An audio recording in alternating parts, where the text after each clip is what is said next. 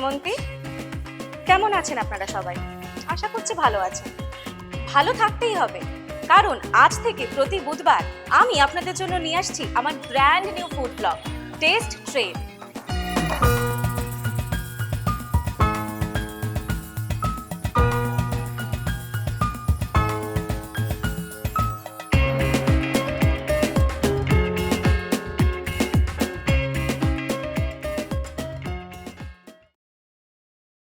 আজ আমি এসে গেছি রুবিতে, একটা দুর্দান্ত রেস্তোরাঁয়, যেখানে সুস্বাদু বিরিয়ানির সাথে আছে ইতিহাসের গন্ধ। কেন? বলবো বলবো সবটা বলবো, বিস্তারিত ভাবে বলবো, কিন্তু তার আগে বলে দিই আজকে আমার কালচারের বিষয় বিরিয়ানি, তার স্বাদ, স্বাদের ইতিহাস এবং ইতিহাসের বিরিয়ানি। তাই শুরুতেই স্টার্টার হিসেবে থাকছে বিরিয়ানির ইতিহাস। শুনে নেব বিখ্যাত লেখক, কৃষি বিজ্ঞানী এবং খাদ্যপ্রেমিক কৌশিক মজুমদারের মুখ থেকে। ওভার টু কৌশিক দা। Thank you Semonti. এই বিরিয়ানির ইতিহাস নিয়ে বলতে গেলে দেখো, এক একজন এক এক রকম ইতিহাসের কথা বলে এবং প্রত্যেকটা ইতিহাস পরস্পরের কন্ট্রাডিক্ট। তবে এইটুকু আমরা জানি বা বলতে পারি যে পোলাও থেকে প্রথম বিরিয়ানি এসছে, আর এই পোলাওটা প্রথম আলেকজান্ডারকে রেঁধে খাইয়েছিলেন তার শ্বশুরবাড়ির লোকেরা। আলেকজান্ডারের বউয়ের নাম ছিল রোকসানা, উনি ইরানের মেয়ে ছিলেন। তিনি প্রথম এই রান্নাটা করে আলেকজান্ডারকে খাওয়ান। পরবর্তীকালে বিভিন্ন হাত ঘুরে টুরে পোলাওয়ের বিভিন্ন রকম ফর্ম হয়ে পোলাও ভারতে আসে। এবার ডিভরি ক্যানিংহাম তার কারি বইতে বলছেন এই বিরিয়ানি পোলাওই নাকি বিভিন্ন রকমভাবে পরিবর্তিত হতে হতে আজকের বিরিয়ানি। তবে দম বিরিয়ানি কী করে হয়েছিল আমরা জানি, সেটাও আওয়াদের যখন আশাফুদ্দৌল্লা তার বিখ্যাত সেই রুমি দারোয়াফা এবং বড়া ইমামবাড়া বানাচ্ছিলেন, তখন সেই শ্রমিকদের খেতে দেওয়ার জন্য খুব দ্রুত একটা ভালো খাবার দেওয়ার জন্যে তিনি মাংস, মানে দইয়ে করা মাংস এবং চাল দুটো মিলিয়ে তিনি দম বিরিয়ানি বা দমপাক বিরিয়ানি করেন। তবে আমরা কলকাতায় যে বিরিয়ানিটা খাই, যাকে আলু বিরিয়ানি, বা কলকাতার বিরিয়ানির তো স্পেশালিটি হচ্ছে আলু, সেই আলু বিরিয়ানি আমরা পাই প্রথম ওয়াজেদ আলী শাহের কাছ থেকে। ওয়াজেদ আলী শাহ তখন সব হারিয়ে চলে এসেছেন কলকাতায়, এবং কলকাতায় এসে তিনি তখন সাধারণ মানুষ, গরিব যারা আছে তাদের মধ্যে থেকে খাবার দিতেন। এবং তখন কিন্তু মনে রাখতে হবে প্রথম আলু ভারতবর্ষে এসছে, তার কারণ পর্তুগিজরা ভারতে আলু এনেছেন। ওয়াজেদ আলী শাহ নতুন এক ধরনের বিরিয়ানি খেতে চান এবং এই সস্তার আলু দিয়ে তাকে একটি বিরিয়ানি করে দেওয়া হয়। এবং তার যারা মেটিয়াপুরিতে থাকতেন, তারা এই আলু দিয়ে একটি নতুন বিরিয়ানি চালু করেন, যার ফলে এই কলকাতা এবং তার আশেপাশে এই আলু বিরিয়ানি বিখ্যাত হয়ে যায়। তাহলে বোঝা গেল ব্যাপারটা মোটামুটি। তাহলে এবার আমি বলে দিই আমি কোথায় এসেছি ইতিহাসের গন্ধ মাখা বিরিয়ানির গল্প শুনতে। রুবি হসপিটালের ঠিক পিছনে কসবা ইন্ডাস্ট্রিয়াল এস্টেটের ফেজ 3-তে টপ ফ্লোরে মনজিলাৎসে। আর এই মনজিলাৎসের বেগম হলেন royal family of Awadh, Jane Alam Wajid Ali Shah and Begum Hazrat মাহলের the great great great grand daughter Manzilat Fatima.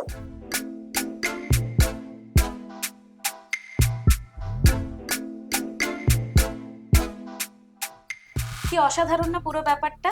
আর তার চেয়েও বেশি অসাধারণ হলো মনজিলাতের বেগম মনজিলাত ফাতিমা। নমস্কার ম্যাডাম। নমস্কার, আদাব। আচ্ছা ম্যাডাম, আমি আপনাকে শুরুতে একটা গল্প শোনাই প্রথমেই। আলিগড় স্কুলে পড়াশুনো, তারপর আলিগড় মুসলিম ইউনিভার্সিটি উইমেন্স কলেজ থেকে ইংরেজিতে অনার্স নিয়ে গ্র্যাজুয়েশন, তারপর back to home town Calcutta university থেকে ইংরেজিতে মাস্টার্স, তারপর বিএ, তারপর 2002 সালে এলএলবি কোর্স এবং তারপর 2018 সালে মনজিলাত। কিভাবে এবং কেন? আমার পুরো লাইফ পিকচারটা আমার সামনে রেখে দিয়েছো তুমি। Thank you so much for this. আমার ভেতরে একটা ছিল যে আমি কিছু করব, অ্যাম্বিশন ছিল না, কিন্তু restless soul you can say. মানে আমি বসতে চাই না, শুধু বাচ্চাকে দেখবো, রান্না করব আর টিভি দেখবো, এরকম ছিল না। তো আমি একটা বুটিক স্টার্ট করেছিলাম, ফ্যাশন ডিজাইনিং। আর ওটাও আমি মানে অনেক দূর 5-6 বছর করেছি, অনেক দূর নিয়ে গেছিলাম। ফ্যাশন সিকোয়েন্স, ফ্যাশন শো আর এক্সিবিশন সব কিছু করেছিলাম। কিন্তু আমার বাচ্চারা মানে দেখলাম যে ওদের ছোট তো স্কুল লেভেলে অনেক দেখতে হয়, তো আমার মা আমাকে বলেছেন না, এই সময় তোমার ঠিক নেই, তুমি এসব পড়শু করো না এখন। Then after they became little big in class 8-9, তখন আমার আম্মা আবার বললেন যে এবার ওরা একটু শান্ত হয়েছে স্কুলে, তুমি দেখো যে তুমি নিজের ফ্যামিলির জন্য, মানে আমার রয়্যাল ফ্যামিলির জন্য যদি তুমি কিছু করতে পারো তো করো, নাহলে সবাই ওয়াজিদ আলী শাহকে ভুলেই যাচ্ছেন। আর কলকাতা শহরে উনি 30-32 বছর থেকেছেন, আর এখানেই মারা গেছেন, কেউ জানে না। আমি কথা বলছি 8-10 বছর আগের কথা, 2015-16 এর কথা বলছি, যে ওই সময় আমার আম্মা বলেছিলেন। আর তুমি যদি মনে করবে তো 2015-16 অত প্রচারও ছিল না, কেউ জানতেন না ওয়াজিদ আলী শাহ কি, হয়তো বইতে পড়েছেন যে হ্যাঁ উনি কলকাতায় এসেছিলেন। তো ভাবছি যে কি করব, আর ফেসবুক সোশ্যাল মিডিয়া ওই সময় বাড়ছে, মানে খুব পপুলার হয়ে যাচ্ছে লোকের মধ্যে। তো আমি স্টার্ট করেছি আমার রেসিপিগুলো সোশ্যাল মিডিয়াতে শেয়ার করতে। That time I started my food journey, you can say, because I started this with an intention that I will add some value to the family I'm coming from. So I thought food খুব দারুণ একটা medium আছে লোকের সাথে connect করার জন্য, and food with story is something really great and grand. And to have a story which is royal background, king and Begum Hazrat Mahal and all that, I thought it will make a difference. And that is how I started my journey of food in 2018, মানে proper sit down restaurant মতো যেমন এটা তুমি দেখছো ওইরকম start করেছি। তার আগে আমি হোম ডেলিভারি করতাম। তো রেস্টুরেন্ট 2018 থেকে প্রপার সিটিং আমরা যেটা শুনলাম, তো সেই সময় থেকে এবং এই সময় অবধি রেস্টুরেন্টে আমরা কি কি মেনুতে পাচ্ছি?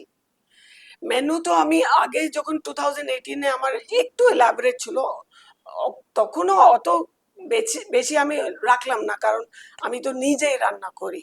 So that time I was planning, I was on the way to decide how to do this business, coming from like a housewife and starting a restaurant. So home chef became very popular at that time, and I got the tag of home chef. So this became very convenient for me, because to do a home dining space is very different from a proper commercial restaurant. So I thought in this, initially when I put on my menu, there were little more recipes than I thought. Presently আমার মেনুতে মাত্র 11 item আছে, যা খুব খুব popular আছে আমার গেস্টের মধ্যে, কারণ ওরা গিয়ে অন্যজনকে বলছে বাই ওয়ার্ড অফ মাউথ যে আমি এই সব খেয়ে এসেছি, আর যারা আসছে ওরাও ওই সব চায়। তো আই থট কে 3 পাতা 4 পাতা মেনু রাখার বেটার আছে, যে আমি একটা ছোট মেনু রাখছি যাতে সবাই ওই আইটেমটা বারবার টেস্ট করতে পারে। তো আমার আছে mainly I have kept 3 food items in that. Kolkata biryani, of course, most important with potato.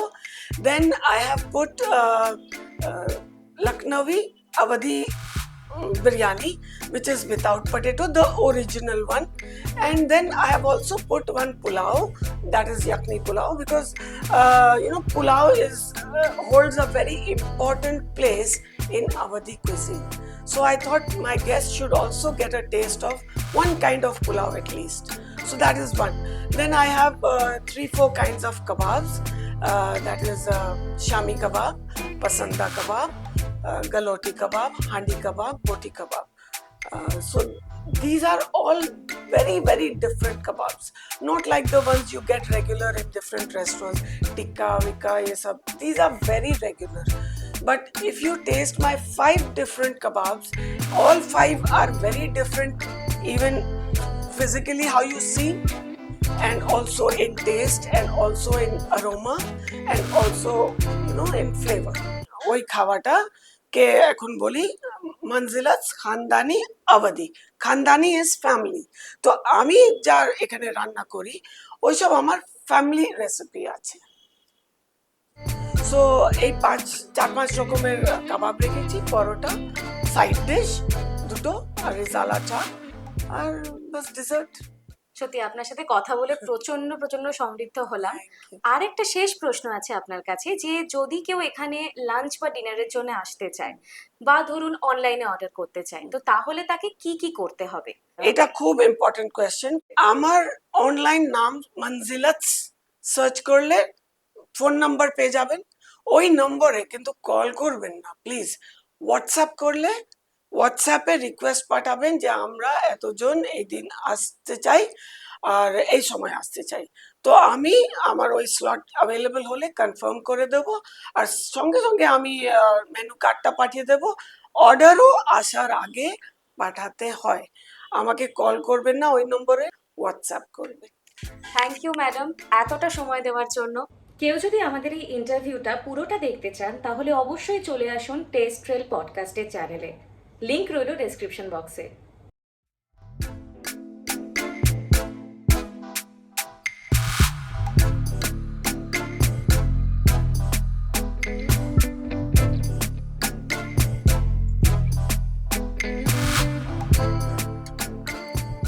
বাঙালি মাত্রই তো হাত দিয়ে খাই। আমার বাপু আবার ওই বিলিতি কাঁটা চামচে মাছলিখানা একদম পছন্দ না। সুতরাং আমি তো হাত দিয়েই খাচ্ছি, আর আমি যতক্ষণ খাচ্ছি ততক্ষণ আপনারা দেখে নিন টিটি ট্রিভিয়া। গোলমরিচ বা ব্ল্যাক পেপারের বৈজ্ঞানিক নাম পাইপার নাইগ্রাম। 4000 বছর ধরে tropical region of south India, বিশেষ করে ওয়েস্টার্ন ঘাটস অফ কেরালাতে গোলমরিচের চাষ হয়। গোলমরিচ বা ব্ল্যাক পেপারকে বলা হয় মশলার রাজা বা কিং অফ স্পাইসেস। প্রাচীনকালে গোলমরিচ এত মূল্যবান ছিল যে এটি মুদ্রা হিসেবে ব্যবহার করা হতো। এমনকি মধ্যযুগে এটাকে কালো সোনা নামেও অভিহিত করা হয়েছে। বণিকরা সেই সময়ে যৌতুক এমনকি মুক্তিপণ দেওয়ার কাজেও গোলমরিচ ব্যবহার করত। রান্না ছাড়াও কয়েকশো বছর ধরে গোলমরিচ নানাবিধ রোগের ঔষধ বানানোর উপাদান হিসাবে ব্যবহৃত হয়ে আসছে। এখন সময় ফুড রিভিউয়ের। আজকে আমাকে সার্ভ করা হয়েছিল উল্টা তাওয়া পরাঠা, মটন গলোটি কাবাব, চিকেন শামি কাবাব, আর অবশ্যই মঞ্জিলাত স্পেশাল শাহি মটন বিরিয়ানি কলকাতা স্টাইল। প্রথমেই বলি উল্টা তাওয়া পরাঠার কথা।